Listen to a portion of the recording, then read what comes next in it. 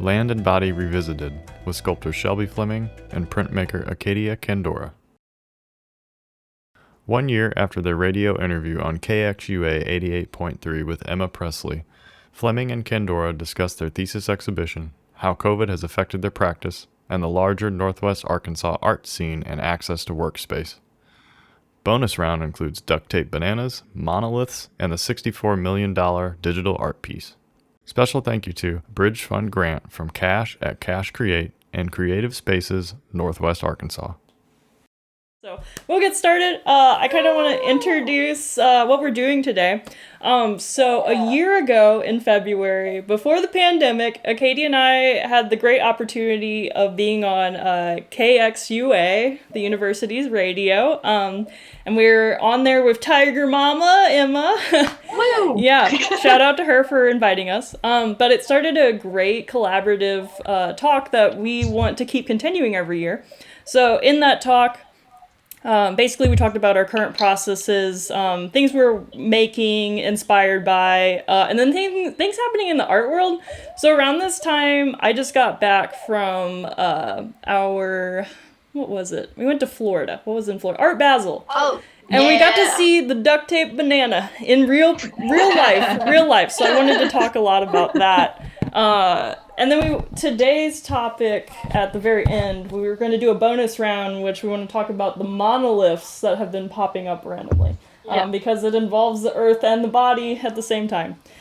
So, let's see, we got that going. We're going to introduce each other real quick, because it's way less awkward if you introduce someone else instead of yourself. It's true. That's my bio. Okay, so my cohort who is talking with me today is Acadia Kendora. She's a local printmaker, rock collector, and nature enthusiast, which we're in Arkansas, which is where else could you be that would be more perfect for all of those things. She holds a BFA in graphic design and sculpture from Shepherd University and is currently pursuing her MFA in printmaking from the University of Arkansas, which she's almost done in May. Woo! That's yeah, awesome. So close. She has exhibited both nationally and internationally in cities such as Baltimore, Indianapolis, Dallas, Kopora? Or how do you say that? Corpo, Finland. That's awesome. Yes. Her work revolves around nature, landscape, and interactions between between the imaginary and the concrete. Which is awesome. I am so excited for your thesis show that's coming up. And look at this crazy teal and green stuff. I am so excited to see it. It's so good. Awesome. I'm excited for your show next week too. Yes. So many good things happening. I know. Let me introduce you, my good friend on the other side of town. So Shelby Fleming holds her BFA in studio art from Southern Illinois University of Edwardsville and an MFA from the University of Arkansas School of Art. Her current studio resides at Mount Sequoyah. Fleming's artwork has been exhibited nationally and internationally at venues such as the CICA Museum in South Korea, the International Sculpture Conference, Scattered Art Gallery in London, and Art St. Louis. Fleming's studio practice is cross-disciplinary with a focus on sculpture, installation, and performance art. Her most recent work focuses on how bodies occupy space, both physically and psychologically. Yeah! Awesome. Woo! That was great. Thank you so much. Yeah. It makes it less awkward when other people introduce it. It does! Oh, awesome. Okay, so I wanted to start maybe with a little studio tour. Would you like to go first? Show us your installation that's happening. All right, so I will unplug and show you around. I'm not going to show you one side of my studio, but okay, we got a lot of panels right now that are all going to come together and make a huge structure that my books are going to sit on. I'll do a small spin. There's a lot of space. Yeah! It's like the world's smallest cubicle at the moment. Yeah, it really. Yeah, my space to roll in on my chair is not very good, but I can.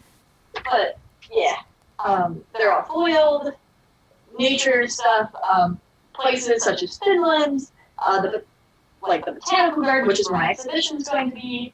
I have places such back home, like the Virginia Arboretum. And yeah, this is actually the inside. So all this foil will reflect on my books and create a water pattern. Amazing. Which is my, yeah, And I'm do you excited have about a it. lot of natural light that's going to be there? Oh, yeah, well, it's outside, so it should be like, so the light's just boom. going to be insane on it. Yeah, I hope. I hope it's a nice day like today, because otherwise, I mean, the show is titled Weather Permitting, Yes. ironically, but, yeah.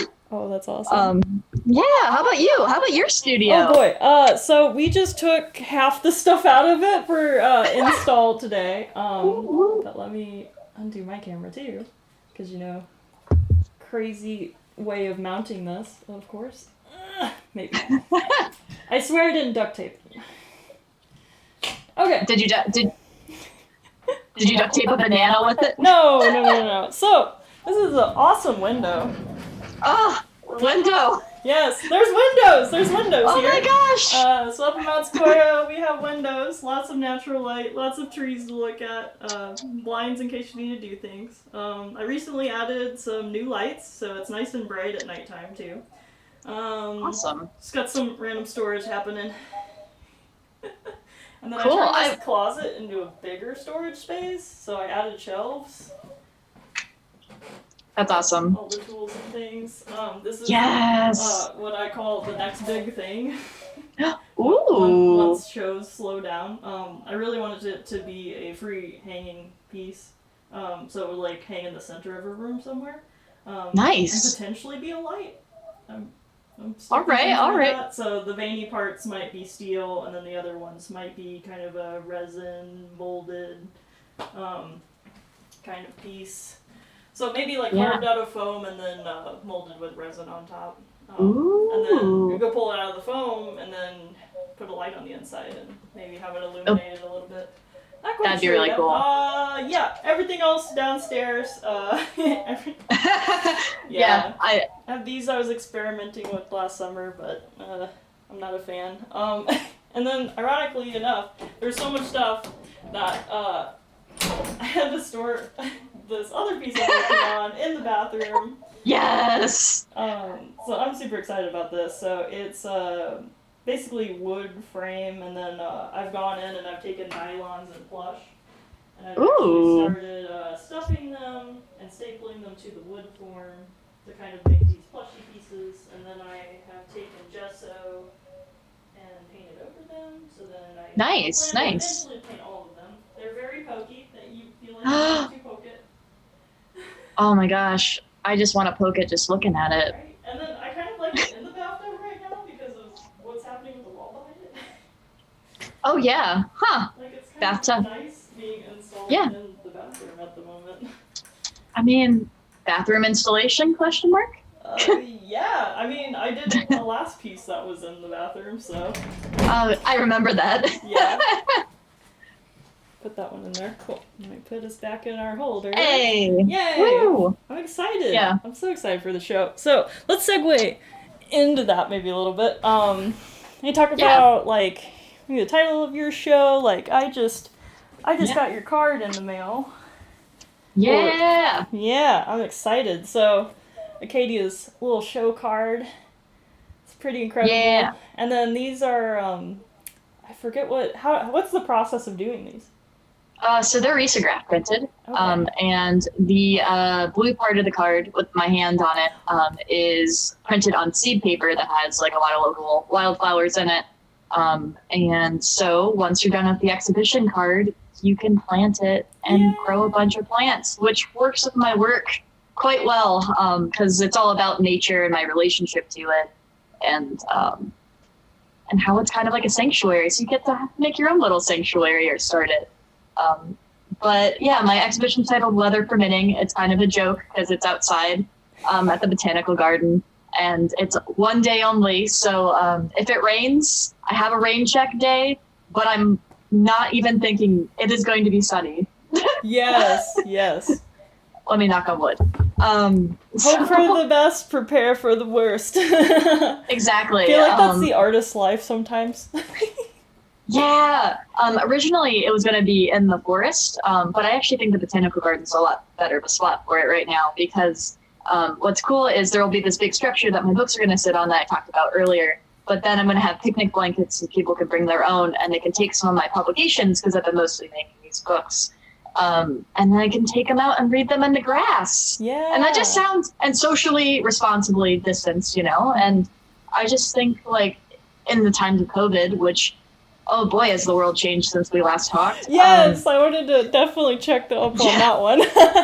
And actually, the process of making's changed quite drastically, for sure. too. Yeah. Yeah, I didn't have a studio for like 6 months there almost. And I turned to writing, and I think that's a big turning point for my work, which we can talk more about that later. But so one day, but I have some other events like at the park that you can come and hang out and read books with me, and I'll do an install. Yeah, I was campus. Curious. Are you still going to have the rain check events, even if the show goes?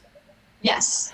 Yay! Awesome. Because I was like reading these, and it's like a mini installation in the FNAR display case, and then like, what's another one? Oh, hang out and read with me at Veterans Memorial Park April 8th. Like, I love that idea of just being in a space with another person, even if it is distanced currently. Yeah, and just read some books and hang out and be outside, because that's what matters. And be like flipping through it and be like, this is thebomb.com, Acadia. Yeah. Oh, and then Public Storage, which is run by Brianne Tremmel, who is one of the people who's one of the co-heads of printmaking. She's letting me put some of my zines in her zine takeaway box that week. So you'll be able to take away one at Public Storage. More info on that to come. But so then people can get some of my publications if they want them. And that's awesome. Go out into the world. Yeah. Yeah. Is there any seed paper in the publication, or is it just kind of a book of all of the prints that you've been doing? It's mostly a books of prints and narratives, but the seed paper is just for the invite. I didn't want the books to get wet and grow. Yeah. That could be fun. Yeah, there was a local drawing artist, and they're like a plant enthusiast, and their apartment is like, half their apartment is just plants, which I know you have an abundance of plants also. But they were doing a drawing of their plants, and I was like, dude, put some seeds in there and then let it grow through the paper. Like, I think that'd be cool. Yeah, that would be fun. Yeah, I'm curious, because I just kind of want to just spray this lightly and see what happens, and just like watch daily as it grows through the paper. Maybe I'll have to do a time lapse of it. That'd be fun. Yeah. I was thinking about doing something like that myself. I know that instructions for the paper say that you have to put it under 1/8 of an inch of soil. So I don't know if I don't know how to do if it wasn't under just a little bit of soil, but I will experiment. I will report back. with Wonderful. With images. Wonderful. Yeah. How about your show? Oh, we're not done with you. So like more detail, like, so you're thinking about like body and nature. Oh yeah. In your exhibit, and yeah. And you talk briefly about like some of the images in the foil pieces are from local places. Yeah. So maybe talk about how you source images, and then also like more about the theme, like. Oh, yeah, sure. So I think to talk about the theme and the shift in my work, because the last time we talked, it was all about these futuristic landscapes and preparing for a post-climate change world. Right, right. It's been so long. It has been. That's been a minute ago. Yes. I think the pandemic and not having a studio really affected my practice. I started making books almost as soon as we went remote, because maybe it was a lack of tactile things in the world and everything being digital, but having a handheld thing was really important to me. And I was reflecting, and I took a class that involved a lot of writing over the summer, and I started doing these daily journals, which one of the parts of those entries are on the invite, where I talk about how much I like dirt and the feeling of being outside. Yes. Dirt's great. The smell of dirt right after it rains, I love that smell. I know that's a very specific thing, but I'm like, Random question. Do you ever just wet dirt? Or like after you're done like watering your plants, are you just like, that smell? It's a nice smell. I worked a lot on. I made a balcony garden this summer too, which one of my books is about. And that was really great. Just getting my hands dirty, and I felt like I was doing something, and I was connecting back to the earth when we were inside for how long. But I think the lack of being able to go outside and into these public spaces, because I have asthma, so I was really scared of being out in public. I know. I literally just have not seen you since the pandemic started. I know. Like seriously, like we used to hang out so often, and now it's like, yeah. But I think through the lack of being able to go outside, I realized how important it is in my day-to-day life, and I started writing and reflecting on these things and thinking about how I really need to be outside. It's really important for my psychological health. So I started really reflecting on that and thinking back to my connection to nature. And then I started really making these books, and nature's really just been a sanctuary for me. It's been a place that I run to when I'm vulnerable. I'm a survivor of sexual assault, and some of the narratives, and I used to run into the woods to escape some of the abuse. So some of the books cover with from a distance. I mean, if you really pay attention and put all the narratives together, you can get some of the narrative, but I had like parts of my opening statement for my Title IX thing in undergrad, and I have some of some of the evidence are physically in the books, but they're abstracted, and then nature's covering them up, so it's almost acting like a wallpaper. So I kind of see nature as an armor in a way for me, and how I almost cope and said deal blanket, with it. but armor is a much better much better analogy. Which is kind of what I'm trying to do with these that they'll be displayed on. And I think by having like 40, 50 of each of these books, like there's an abundance of them, and it feels like there's power in the multiple, right? Yeah, and I think because they're going to be freestanding, right? They are. I think about them as like a wall divider almost, so that like as the viewer passes behind it or in front of it, like they disappear, like it becomes the armor or the shield. Oh, exactly. Yeah. Oh, I can't wait to see it. And there's going to be some places where in order to access the books, you have to move your body in a specific way. Like it's kind of going off of one of my books where you have to physically hold my hand or put it in a prone position in order to access the content, but then taking power back through nature by making my arm into landscape. So I'm trying to take some of these ideas that are present in my book and put them in the installation of how I present them. So. Oh man, I love that. Oh. Yeah. I love. It's like a social distance way of like holding hands. Yeah. I mean, I had books like that. I had books about my bed and how it is like and trying to reclaim it and turning my sheets into landscape and things like that. So, that's kind of the general synopsis of what my work is about, I would say right now. Yeah, that's awesome.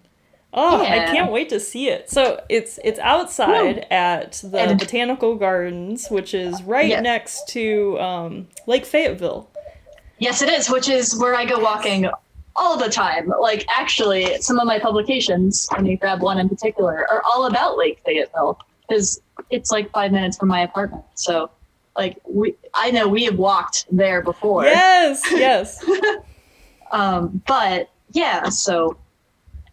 some of the locations are from these local places that I go hiking in the woods, because hiking itself is such an important part of my studio practice. Like if I didn't go outside, because I make my own archive of images, and most of the imagery that I collage and build from is from, I've realized over the course of the last 5 years, I've taken over 12,000 pictures of outside things that are all on my computer that I pull from, which is pretty crazy. That's awesome. So do you just have like this massive archive of like, this is a folder of leaves, this is a folder of moss. This is a book of moss, all my favorite moss pictures. Oh man, that's awesome. So, yeah, I don't know if I have those here today. I also have a strange archive.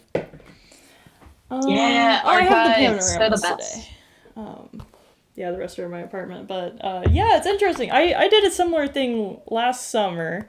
I went hiking to a bunch of different places, and in my undergrad, I went to Tennessee for the first time and got really inspired by the landscape. And when I was looking for graduate schools, I was like, I have to go somewhere with hills. Because I've been in Illinois my whole life, and it is flat with just corn. I need some hills in my life. So going to grad school, that was one of the things on my list, was like, it's got to have hills. So I decided, I was like, I'm going to re-enter nature and try and find that first enthusiasm that I had in undergrad, which ended up being my, basically my capstone for my BFA.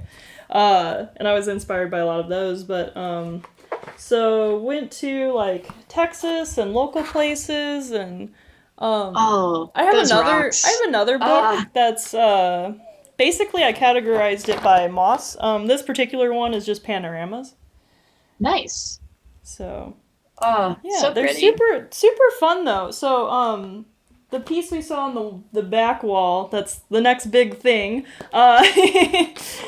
Trinity keeps reminding me that's the next big thing, right? Trinity. yeah. I have a roots section of in one of the binders, and I referenced all of the roots while I was drawing those.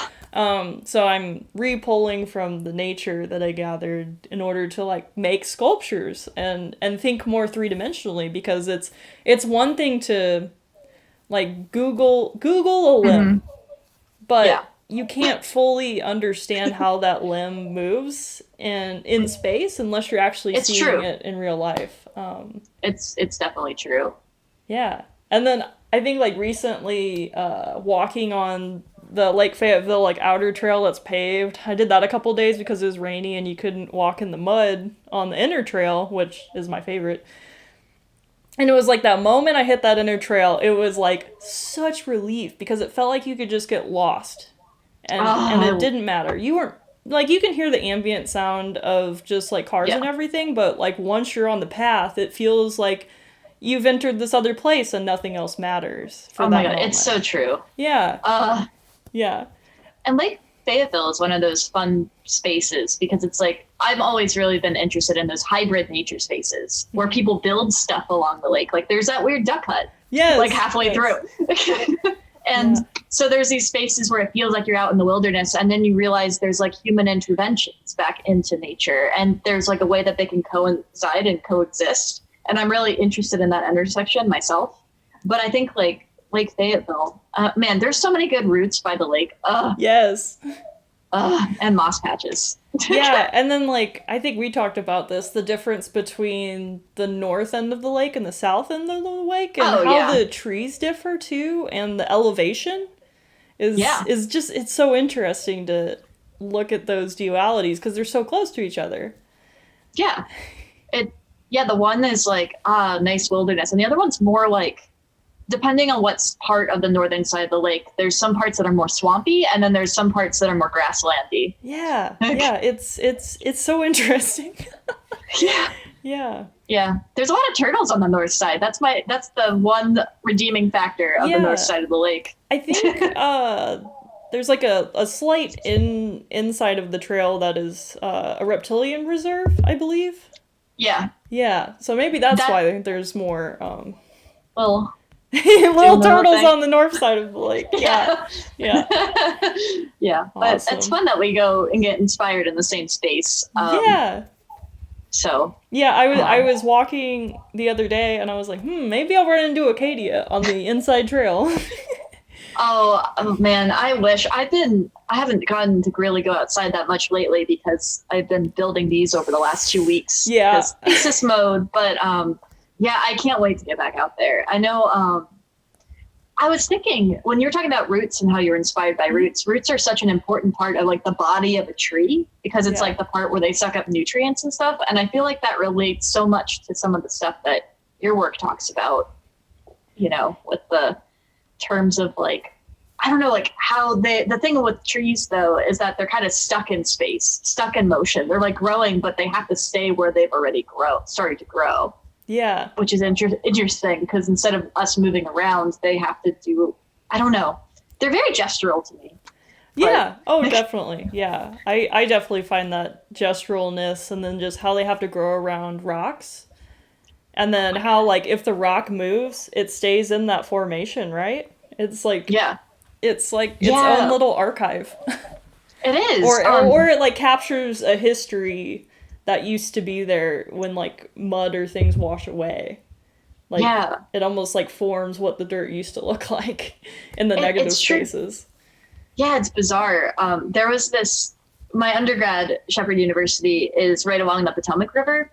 And there's a side on the Maryland side of the river, which you just had to go over a bridge, to where there's a bunch of trees. And then all the junk that would wash up upstream would like go, and the trees would just go around it. So there's some trees that grew around and through tires and like old like oil cans and all sorts of weird stuff. But it was like there's a resilience to that, like being like, you can throw whatever you want at me. I'm going to grow anyway. Yeah, like how do you adapt to all that? Exactly. Oh, man. Yeah. So I think about trees. I love trees. I could talk about trees all day. We just do a whole section on trees next time. Trees. With a Z. Okay.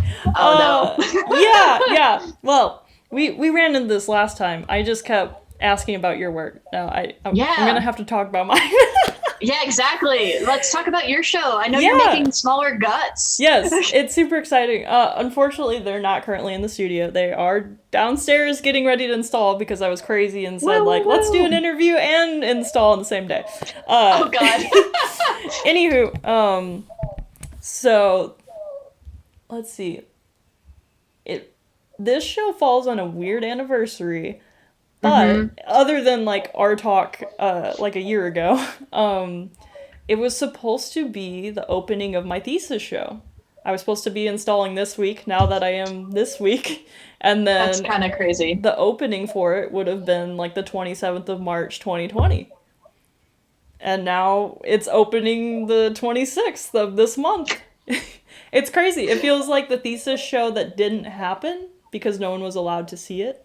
They're only allowed to indulge via images and really poor video because I didn't have a nice camera. But with that thesis exhibition, it was called Gut Feeling. And it was about the viewer's experience with sculpture. So you navigated the space. Visually, your lines connected each segment that entered and exited the walls of the White Cube Gallery.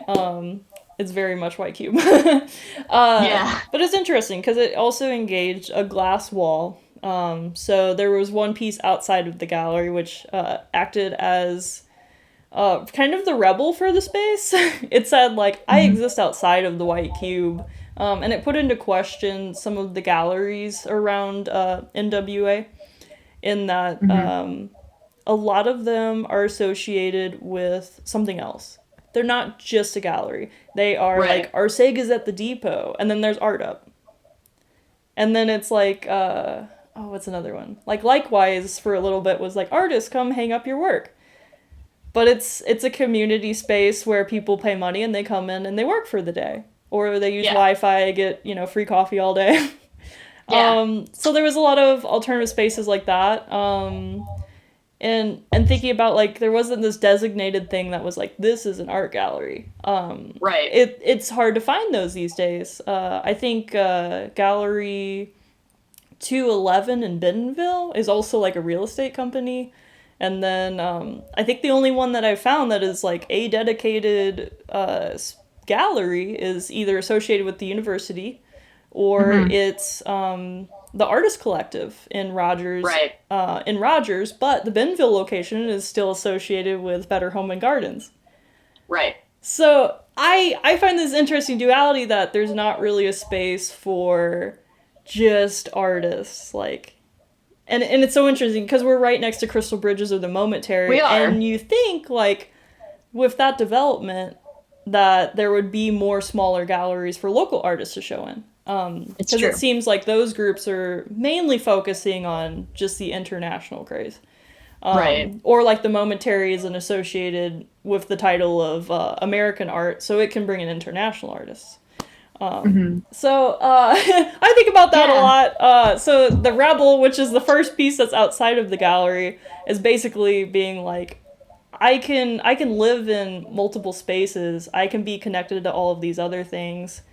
But because I'm not in the white cube, am I still respected as much as if I was in one? That's an interesting question. Yeah. I think it probably depends on who you ask, which is crazy. Yeah, it's like if I go into, a local restaurant and I see a thing I see a print on a wall. Mm-hmm. Like, do you revere it as much as something that's on a pedestal at Crystal Bridges? Ooh, I know for me it would depend on what it is, but Exactly. For most people, probably the presentation of it and the location of it gives it a different context. Yeah. So a lot of my work has been about how does the space affect how we look at the thing. Interesting. Yes. So a lot of my thesis I wrote about that, and then also the history of museums. And then it's interesting. It's coming full circle now in that, like, I am showing in these alternative spaces a lot. But also dealing with that, like, problematic history of, like, will people revere it as much as if it's not in a white cube? But there's no white cubes available, so I gotta experiment a little bit. Anywho. It's a huge thing, and it talks about the area a whole lot more than I had ever expected.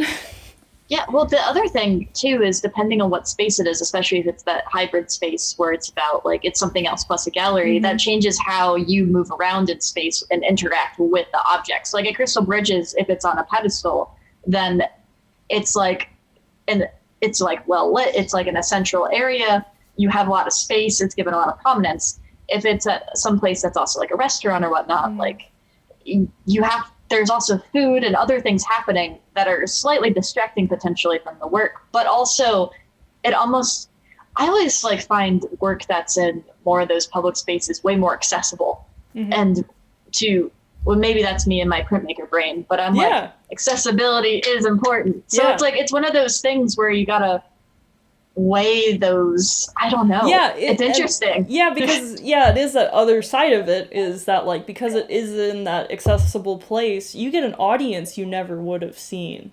Exactly. Right? Because they're not coming for the art, they're coming for the other thing. And I talk about that in my thesis a little bit, and it was about the spontaneous interaction is what I called it. Ooh. It's the thing that you weren't expecting to see, but it's there, so you are confronted with it. So a lot of the work kind of dealt with that moving forward is like, I want that spontaneous interaction that the viewer has to associate very heavily with sculpture. Right. In the sense that the sculptural object is, because it's sculpture, it is a three-dimensional thing that's occupying space. So even if I'm not interested in it, I still have to reference my body in relation to the piece to move around it. It's true. So no matter what, you're going to get an interaction, even if it's not what you want. Right. And then kind of thinking through the rest of the pieces, so there's the Rebel outside of the gallery, and then it was entering and exiting the space of the gallery. But it was doing it in a way that it was kind of disassociating itself from the usual rules of the white cube. Right. So they were hung at insane heights that were not like the typical 60 inches. They entered and exited the wall. It actually implemented like colored lighting on the walls too, so that it kind of carried your eye. So from one form to the next, you were watching it as it entered and exited, but also you were moving your body with the whole entire exhibit too. And there are cases where you could walk under pieces, multiple pieces, and your body was having to look up and over, move through. So you were moving in a way that you normally can't in a typical white cube gallery. And then there was it's almost like you had to navigate the space. Yeah, and figure out how to. Yeah, you were navigating the space, but you're also just like following the flow, right? Exactly. Yeah. And then there was another form that was the cave. And the cave was a cave. It was massive. So it was like, I think 15 feet tall. And the inside was a good like 9 to 10 feet of just like nice room. And then it hugged the gallery windows. And the gallery windows had a mirror film on it. So when you entered the cave, you saw your body in relation to the cave. So you saw yourself in being a part of the exhibit, which was mainly the point, is like having the viewer be a part of the thing instead of them being a spectator. I wanted to get away from that notion of like the viewer being a spectator. I wanted them to be involved in it, right? Ooh. Yeah, That's awesome. Or move more towards like interactive art because it engages people's attention a little bit more.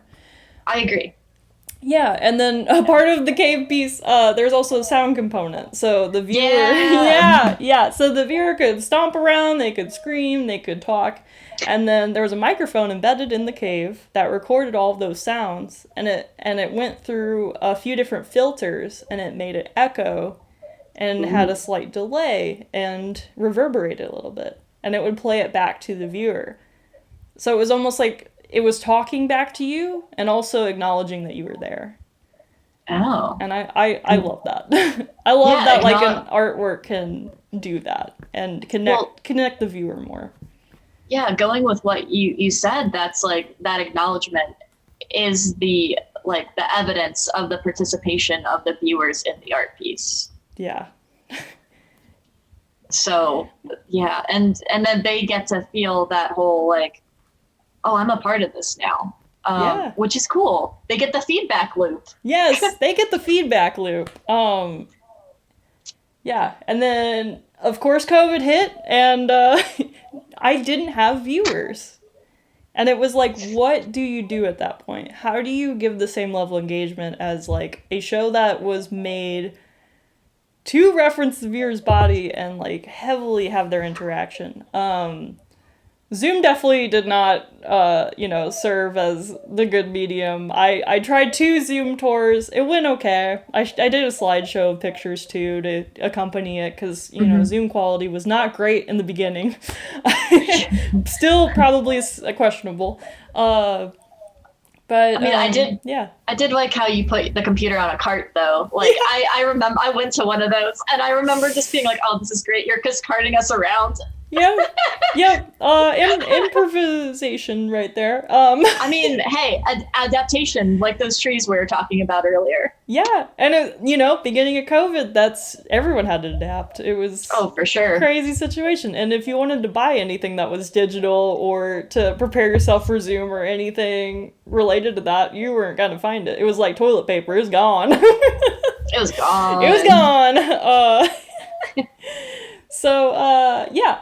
I think with my thesis, I had a lot of reflection time because the show was delayed, and I put up all of that and just kind of documented it.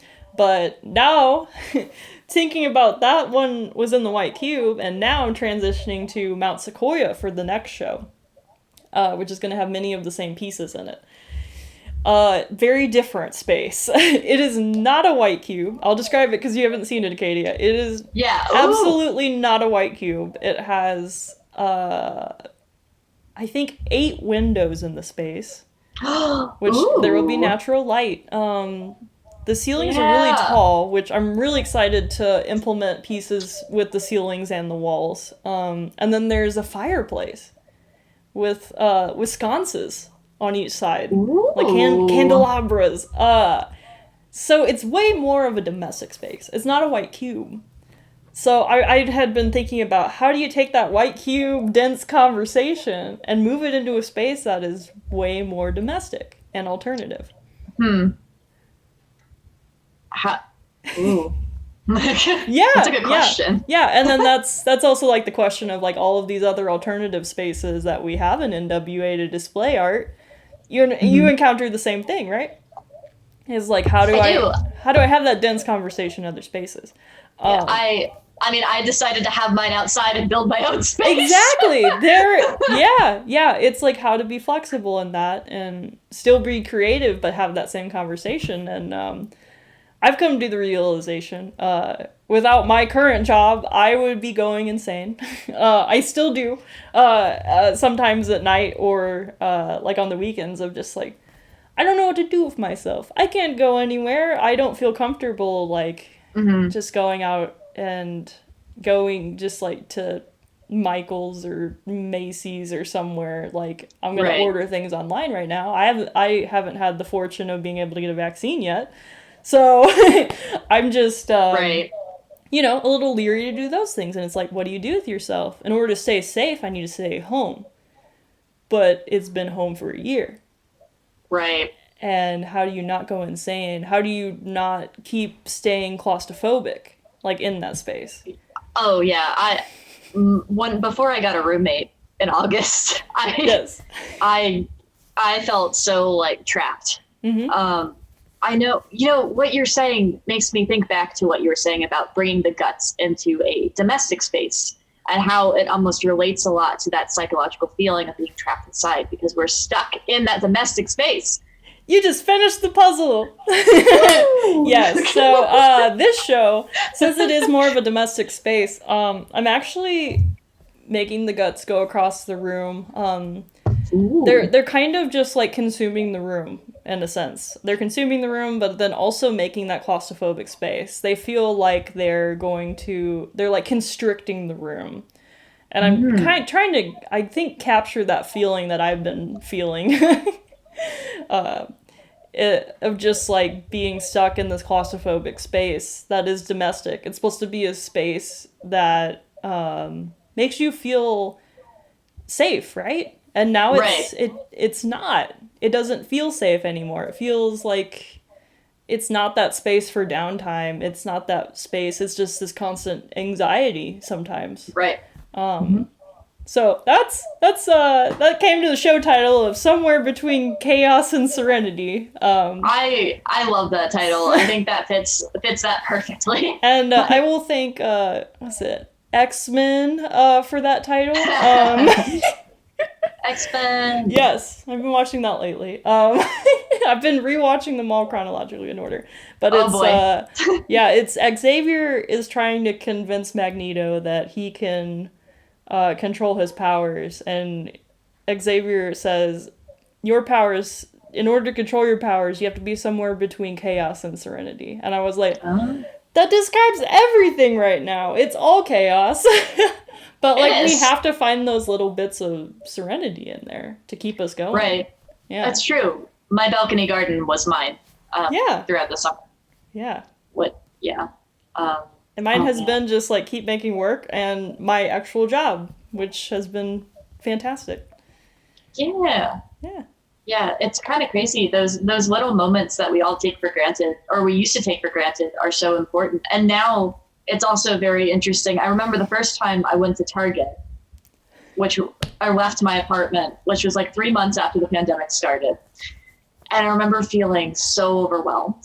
And how, like, that was my social interaction for the day afterwards. I was like, I'm tired. I need to sleep. All I wanted was some toilet paper, and I needed to get my a medicine to pick up from the pharmacy there. And I was like, that they couldn't ship me, and I was like, But now it's like crazy how things like that, and like how the shift has happened, how those little things are now so important, and how things like it's how we took things for granted in two separate ways have kind of shifted in the opposite direction, which is interesting. Yeah, and I know like the tone or attitude around COVID has like really slacked off lately, and a lot of people aren't masking and being prepared for anything. Yeah. But it's like, it's weird to be in that state because you're like, am I overreacting? I don't think I am. Like, like if you think really hard, it's like, I'm risking my life to go to Walmart right now. Like, it's crazy. Sometimes I think about that and I'm like... Yeah. I mean, how I've had to deal with it with my like asthma is I'm like, well, I'm either going to do pickup or I'm going to go in as soon as the store opens, know what I need, look it up online, what aisle is it in, and just go. That's typically what I do now is just go in and it's super early and there's less people. But we have to like navigate, just like how the viewer has to navigate your sculpture spaces. We have to now navigate almost other people in a way and be aware of our surroundings in almost a similar way. Yeah, and I think that was the interesting thing about what happened with gut feeling, because you could never see the pandemic happening. And it just Oh kind God, of no. rolled into that, and it almost like strengthened the work in a way that no one could see it, because it was like a sense of like everyone had to stay at home and monitor their own body in relation to everyone around them and their space. Yeah, So, like, again, like space and our association with it. Like, yeah, it's true.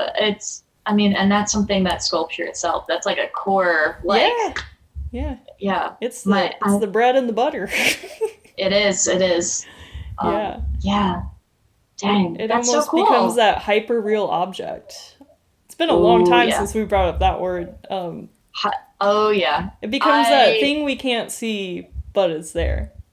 So In my thesis paper, I talk a lot about hyperobjects and Ah! how climate change and the pandemic and all these things we're just are like hyperobjects. on the same. I know, we're like, same wavelength today. I mean, that's why it's good that, I love talking to you. And Yeah. I was so looking forward to this because I was like, it's crazy. The first time we did this, it was before the world, like, just thinking how naive we were about what was going to happen. Like, oh yeah, it's fine.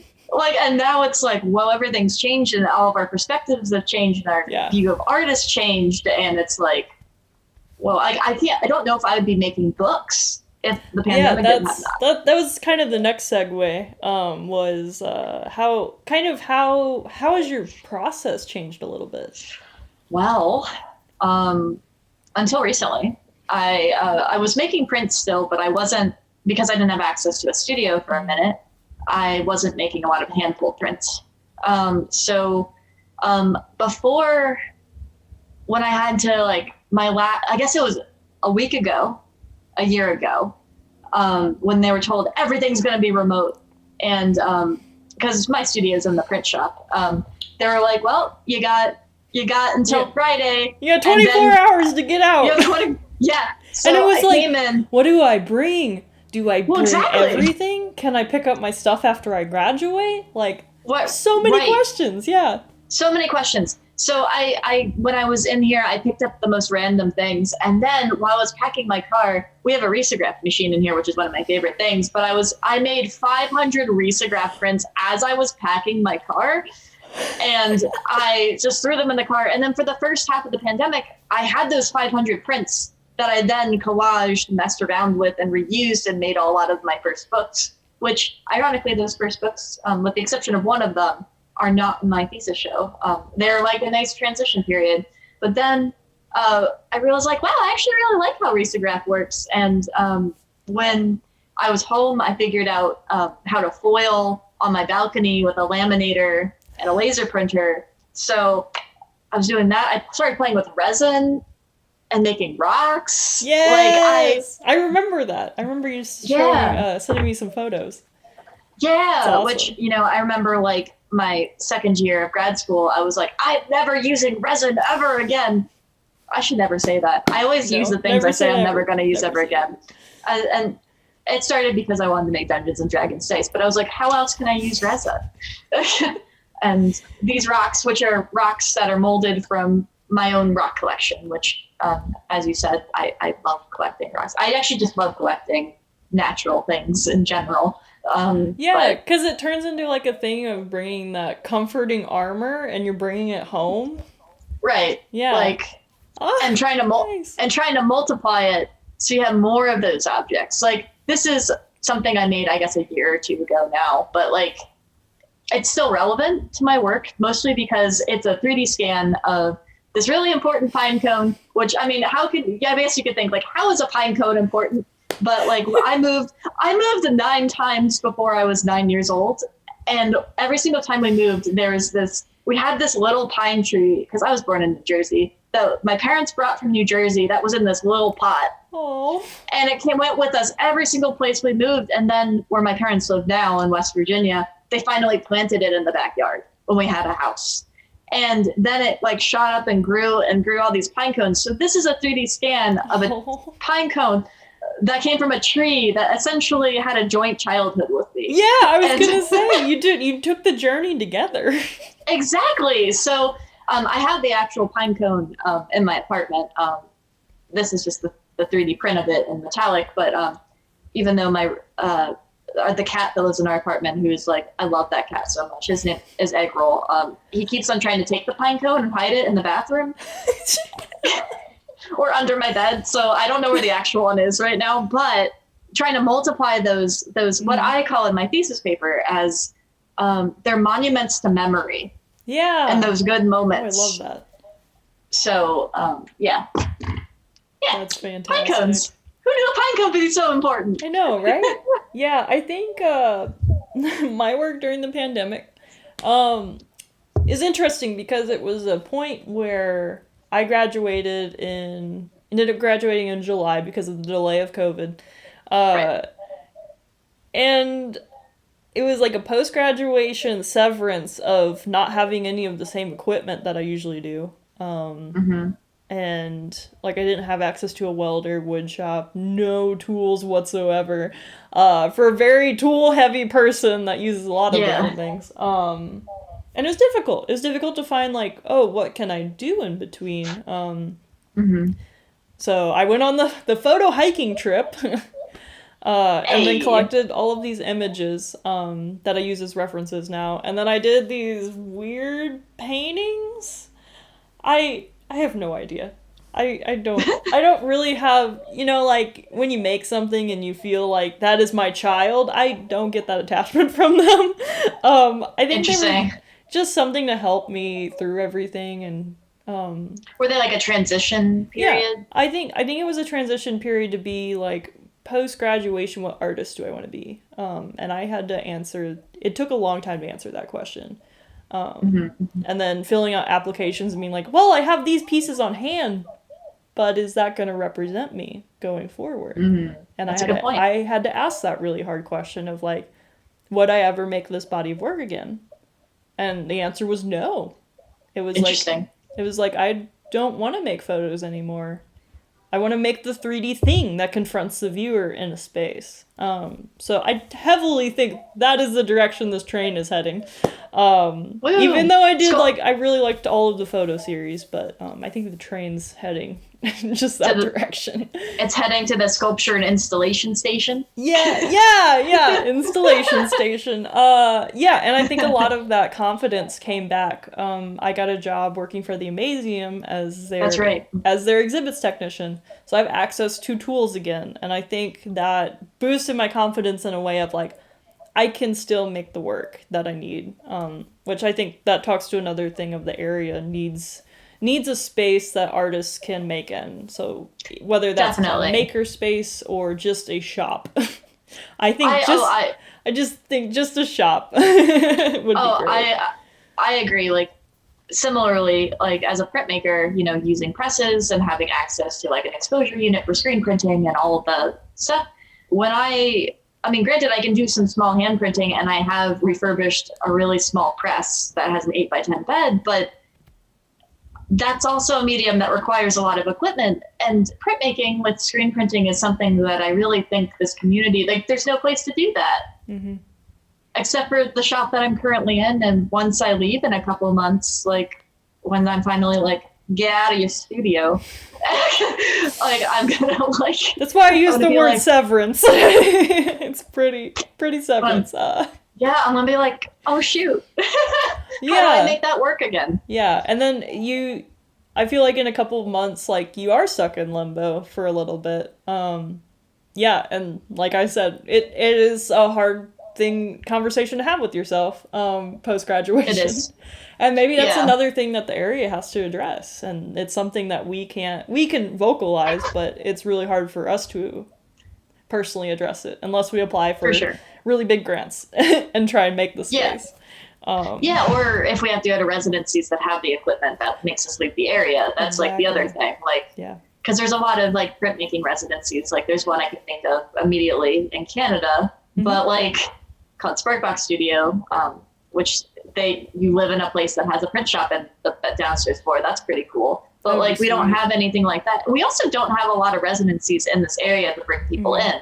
Yeah. That's the other going on what the area could benefit from. Yeah, I know the Momentary was going to start one with, 2 professional artists, and they're not going to be local artists. They're going to bring in outside people that, are so high up here that we're never going to get to talk to them or interact with them. So even just like a, I don't know, emerging artist residency. Yeah, there has to be a middle point. There needs to be a middle point, yeah. Yeah. Okay, we're running out of time. We have a few minutes left. Okay. Speed round. Before we get to speed round, tell us about your upcoming workshop at the Amazium. Hey! When is it? What are you doing? It is. Let me look at my calendar. It's in May. It's in May. Yay! It's in May. It starts the week of the 10th. And so essentially I'm teaching 8 technically. I think 6 are open to the public and 2 are for Amazium. Yes. I'm trying to remember. Yeah. Relief printing workshops. We're going to do lino cut printing, which I'm so excited about. I love relief. And then I'm also going to pre-cut some laser cut plates that people can learn how to layer. So then they could have like a laser cut like pattern and then make their lino cut go on top and learn how to register and have that combination of digital fab printing and like what I feel like one of the new, more contemporary ways of making a woodblock print. And then also more of the tradition, like I guess lino cuts aren't necessarily traditional. They're about 100 years old now. But like, more of a traditional relief printing method. But yeah, awesome. Please come. I'm excited. Yeah, I'm going to. Chase Young currently has one going. He is sold out for the rest of the sessions. Ooh, wow. Yes, I'm going to his on Thursday. He's been doing cottlebone casting. That's so cool. Yeah, I could go into that, but bonus round. Maybe we should just title the bonus round "Duct Tape Bananas." Just duct tape banana round. Ding ding ding ding. Okay. Ding ding ding. So last year we talked about the duct tape banana, which was which was in Florida at Art Basel. Personally got to see it, and then the funniest thing after that was every artist almost after that in their studio or in their gallery went and got a banana and duct taped it to their gallery wall and slapped a price tag on it that was higher than what the banana had sold for. That's funny. Because they were trying to also sell that. And we were in this conversation because we were talking about Duchamp's urinal. Yes. Because that was a point where contemporary art said, like, oh my gosh, it can be anything. Absolutely anything. Ready-made! Yeah, and there's an explosion of that in performance art and other things that came after that. And we had talked about the duct tape banana being the contemporary version of Duchamp's urinal. Yes. Because it again reaffirmed that anything is art. And it also changed the presentation because Duchamp's, urinal eventually was still put on a pedestal. Mm-hmm. This was just duct taped to a wall. Yeah, this is duct taped to a wall. It broke gallery rules. It broke the white cube, essentially. It broke it. It broke it. It broke it, and pardon my pun, a very appealing way. Oh, that's good. And then now we're in 2021, and 2020 brought us the monolith. Yes. Yeah. So what do you think about the monoliths that have just been popping up everywhere? Then everyone, it's almost like the Bernie meme. It's kind of been the Bernie meme where every institution has been trying to capitalize off of it and be like, a monolith appeared overnight. You guys should come and check it out. So it almost turned into a capitalist thing. Yeah, a tourism. Yeah. Tourist trap. Tourist trap. Yes. What's funny to me is like, so if we're thinking about like Duchamp and like the ready-made and like, yes, I have made this object and I placed it in this cube and this is art, because of the context. Then the monolith then was like, we're not going to bring it to a white cube, right? We're going to remove association with even the artist or the human because there was a while where they're like, aliens brought them. And we're going to put it in the middle of nowhere. Like there's one in Utah. I'm trying to remember what the other ones were, but like, which, you know, someone had to carry that far, like, which I mean, respect, but like, it's completely out of the context of the white cube now, because it's being put in context with wherever it's placed, I guess, which I guess, you know, but a lot of the times they're outside in nature, which is interesting. And they're these weird, very angular, I mean, because I'm from like the DC area, I'm like, it's like the Washington Monument. Yeah, yeah. These very shiny steel Washington monuments, and they place them in the middle of the desert, like what, and then trying to figure out what that means now. And it's, I don't know, it's removed the context of the artist and I guess even the art world in a way. Yeah, yeah, and then it becomes this like what is it? Like kind of not quite site specific, but because it's in nature, it becomes almost like an earthworker. Yeah. Yeah, earth. Yeah. Like instead of this. Yeah, it's like, you know how Robert Smith says the spiral jetty, you have to go out in a very specific place to see at a specific time, and tides a specific way. But like with these, like, which I mean, I guess some people just randomly wandered into them at some point, but like those are also now these little monuments out in the environment that people could just stumble upon. I like the idea of just stumbling upon something random. Like I thought that was cool. Yeah. That's spontaneous interaction. Yes. That you were talking about in your work. Yes, you weren't expecting it, but it's there. And then we have one last piece in our bonus round. I know we're at 1:00, but let's do our one last piece. One last. Was it? I think it was $64 million digital art piece. Just got sold. Thoughts on that? Other than I think it's bragging rights. For the person that bought it. Yeah, how I see it, like, I think the artwork itself is really interesting because it's 500 separate images that were drawn each day, one a day for 500 days, or 5,000 days, sorry. And for digital work, and I think digital work should get acknowledged, and it's nice that people want to like spread it. I think the idea of owning something that is on the internet, though, is a really interesting, because it's like, it's almost like taking something like the internet, right, is supposed to be open source, accessible. It's almost like thinking about like the print and the multiple, like you can download a certain amount of times, but now you're saying like, oh, you know, now I know you downloaded this, but I own it. And that's kind of like an interesting thing because it almost contradicts the free internet kind of thing. I don't know. Then there's issues with that's kind of my original thoughts. It's like removing accessibility in a way and trying to make something that is accessible more exclusive. But I mean, good job to the person, like to the artist, like awesome. Yeah. Oh man. Yeah, and then I think we talked a while ago about how that work might become obsolete because once we move past the thumb drive or the technology, every 10 years you have to replace it. So it's true. It becomes a part of like kind of the museum preparatory kind of conversation and conservatory conversation of like how do you preserve something like that, or a lot of the issues they have are how do you preserve something that's like on a VHS tape. Yeah, like you have to have the thing, and then if the thing fails, like you have to have another backup thing. So, right. I think a lot about Namjoon Paik's work and all those old televisions that were in some of his installations, and like how do you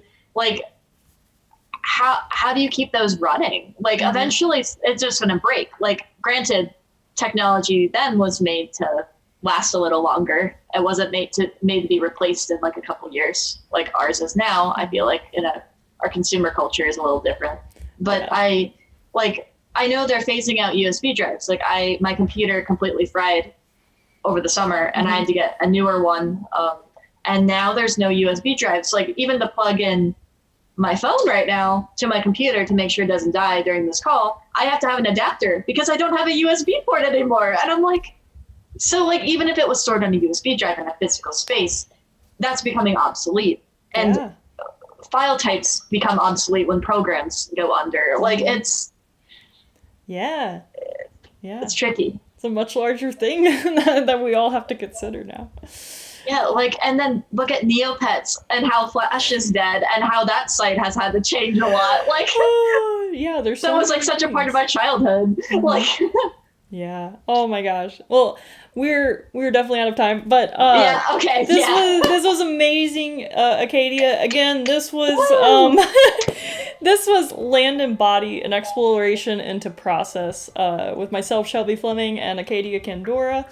We'd like to thank Mount Sequoyah for hosting this Instagram Thank Live you. at NWA Creative Spaces. You can find my work at Shelby Lynn Fleming or ShelbyLynnFleming.com. And Acadia, what is your handle? You can find my work at AcadiaKandora.com, or you can check me out on Instagram, which I guess I'm here, at Acadia K Prince. So, yeah, thank you so much. And then your show opening is April 3rd from 1 to 5:30 p.m. At the Botanical Gardens in Fayetteville. Yeah, the Botanical Garden of the Ozarks. It's right up crossover. Yes, and then I have my opening the 26th of March at NWA Creative Spaces, which is at Mount Sequoyah, at the Sequoyah Hall, 5:30 to 7:30. So exciting! And then that night's going to be super exciting. We also have Phoenix just moved up here. They're also having an opening. And there's a band up here that's going to be playing some jazz. So it'll be a very exciting night, for sure. That sounds great. Yeah, awesome. Yeah, well, thank you so much for having me. I hope we can continue to do this like every year, because it'd be fun to just check in and talk. We need to. Awesome. Yeah. But it's great talking. Bye, everybody. Thanks for coming and listening. Thank you. And hanging out. Bye.